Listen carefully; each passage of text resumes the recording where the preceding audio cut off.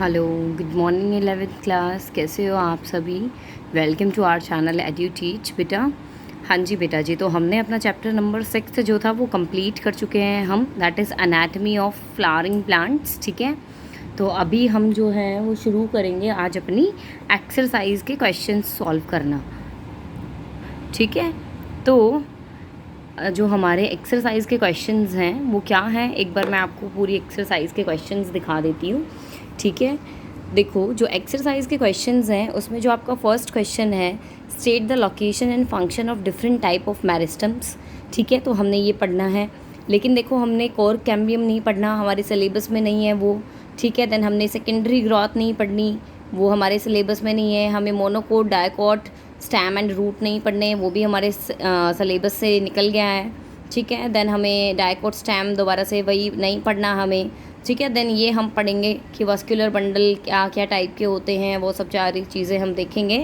ठीक है, question number 6 में वैसे देखने की ज़रूरत नहीं है क्योंकि ये भी हमारे सिलेबस में नहीं है। ठीक है, क्वेश्चन नंबर 6 भी हमारे सिलेबस से नहीं पूछा गया है। ठीक है, क्वेश्चन नंबर 7 हमारे सिलेबस से है, that is our xylem and phloem tissue, then stomatal apparatus, then 3 basic tissue systems, and हम क्यों पढ़ते हैं प्लांट एनाटमी, वो हमारे लिए क्यों इम्पोर्टेंट है, तो ये हमने पढ़ना है। जो क्वेश्चन नंबर 11 और 12 है वो भी हमारे सिलेबस में नहीं है। तो ओवरऑल हमारे सिलेबस में कौन कौन से क्वेश्चंस हैं?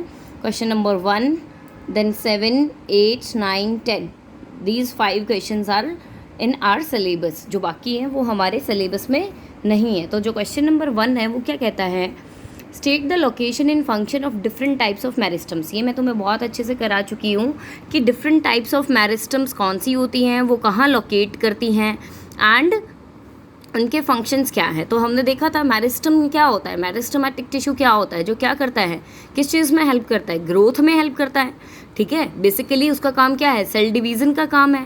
एक्टिव सेल्स होती हैं वो, ठीक है, उनके अंदर बड़ा रिच डेंस साइटोप्लाज्म प्रेजेंट होता है ताकि वो एक्टिवली डिवाइड कर सकें, प्लांट की ग्रोथ करवा सकें। ठीक है, तो अब हम देखेंगे जो ये मेरिस्टमेटिक टिश्यू होता है वो कितने टाइप्स का होता है। Meristematic tissue is of 3 types basically, that is your apical meristem, intercalary meristem and lateral meristem. ठीक है, तो ये हमने देखा है। these 3 tissues are these 3 types of meristematic tissue is present। ठीक है, तो एपिकल जो मेरिस्टमेटिक टिश्यू है वो मैंने तुम्हें बताया था पहले भी, वो कहाँ प्रेजेंट होता है, एपेक्स पे प्रेजेंट होता है। और एपेक्स पे किसकी, रूट्स एंड जो है हमारी जो शूट्स हैं उनकी एपिकल मेरिस्टम पे प्रेजेंट होता है। ठीक है, और इंटरकैलरी जो होता है वो कहाँ प्रेजेंट होता है, बेसिकली हमारा जो मैच्योर टिश्यू होते हैं उनके बीच में प्रेजेंट होता है।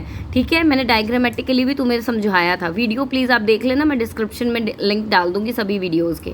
ठीक है, तो बेसिकली नोड्स, लीफ बेसिस पे हमारा इंटरकैलरी मेरिस्टम प्रेजेंट होता है। एंड जो लेटरल मेरिस्टम होता है वो बेसिकली हमारा जो मैच्योर रीजन होता है रूट्स एंड शूट्स का। ठीक है, जो उनकी शीथ होती हैं बेसिकली, जो रूट कैप शूट कैप होती हैं, उन पे हमारा जो है लेटरल मेरिस्टम प्रेजेंट होता है। अब मैंने तुम्हें बताया था जो एपिकल मेरिस्टम होता है और इंटरकैलरी मेरिस्टम होता है ये हमारे प्राइमरी मेरिस्टम्स होते हैं, ये हमारे प्राइमरी टिश्यू होते हैं। ठीक है, और जो लेटरल होता है वो बाद में ग्रो करता है प्राइमरी के ऊपर, तो ये सेकेंडरी मेरिस्टम होता है। तो अब फंक्शन देख लो, फंक्शन क्या है, एपिकल का लेंथ ग्रो करना प्लांट की, चाहे वो शूट को ग्रो करवा रहे हैं चाहे वो रूट्स को ग्रो करवा रहे हैं। एंड इंटरकैलरी का क्या है, growth of leaves and internodes. And lateral meristem क्या करता है, इंक्रीज करता है गर्थ यानी कि थिकनेस ऑफ दी प्लांट। तो बेसिकली हमने क्या देखा था कि मेरिस्टमेटिक टिश्यू क्या करा रहा है, मेरिस्टमेटिक टिश्यू करा रहा है ग्रोथ में हेल्प प्लांट की, चाहे वो रूट्स की हो, चाहे वो स्टेम की हो, चाहे वो शूट टिप्स की हो, चाहे वो लीव्स की हो, चाहे वो नोड्स इंटरनोड्स की हो। समझ में आई बात? ठीक है, उसके बाद मैं तुम्हें ये बता चुकी हूँ कि क्वेश्चन नंबर 2, 3, 4, 5, 6 एंड प्लस तुम्हारा 11 एंड 12 ये तुम्हारे सिलेबस में नहीं है। ठीक है, तो अब आ जाओ क्वेश्चन नंबर 7 पे। क्वेश्चन नंबर 7 तुम्हारा कहता है, why are xylem and phloem called the complex tissue. Xylem and phloem को कॉम्प्लेक्स टिश्यू क्यों बोला जाता है? तो मैंने तुम्हें बताया था कि जो हमारे परमानेंट टिश्यू हैं दे आर ऑफ 2 टाइप्स। ठीक है, बेसिकली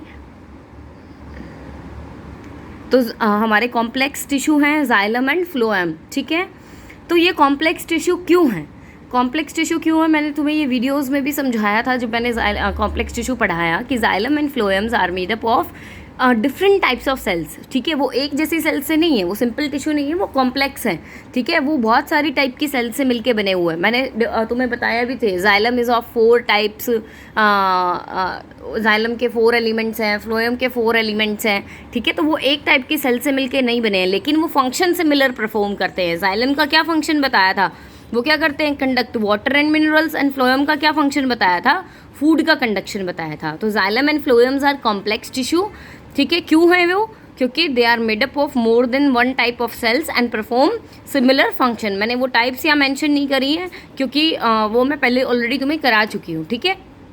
तो अब आ जाओ क्वेश्चन नंबर 8 पे।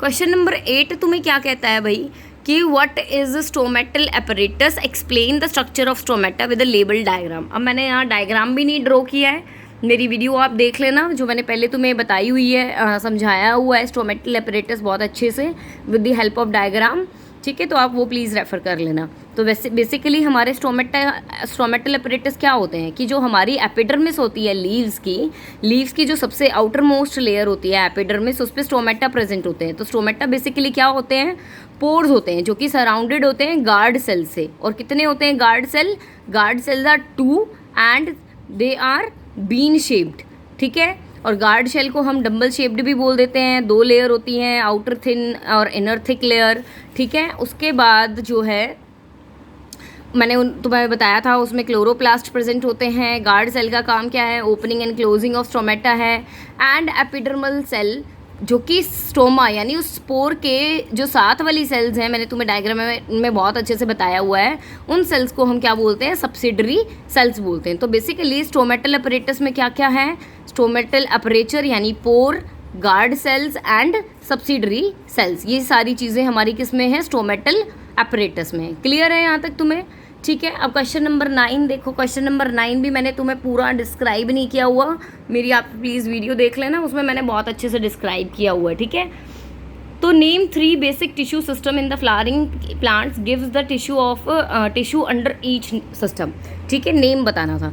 तो हमने epidermal, ground and vascular tissue पढ़े हैं, ठीक है। प्लीज़ मैं वीडियो का लिंक सेंड कर दूंगी आपको, डिस्क्रिप्शन बॉक्स में लिंक है, प्लीज़ आप उसको देख लेना, ठीक है, एंड अच्छे से समझ लेना।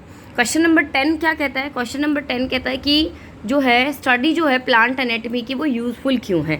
तो भाई ऑब्वियस सी बात है, हम प्लांट एनाटमी क्यों पढ़ रहे हैं, हम देख रहे हैं कि प्लांट्स जो हैं वो अपने फंक्शंस कैसे परफॉर्म करते हैं, वो कैसे सर्वाइव कर रहे हैं, ठीक है। देन प्लांट्स की जो स्ट्रक्चरल एडेप्टेशंस हैं अलग अलग क्लाइमेटिक कंडीशंस में, वो उन्होंने कैसे अडेप्ट करी हैं, ठीक है। एंड सबसे ईजी बात, हम इन बेसिस पे, एनाटमी के बेसिस पे इनको क्लासीफाई बहुत ईजीली कर सकते हैं एंड उनको अंडरस्टैंड कर सकते हैं, उनकी स्टडी कर सकते हैं ईजिली, उनको आइडेंटिफाई कर सकते हैं। तो यही कुछ रीजंस हैं जो कि हमें एनाटमी पढ़ने के लिए और प्रेरित करते हैं और हमारी हेल्प करते हैं एनाटमी की वजह से, ठीक है।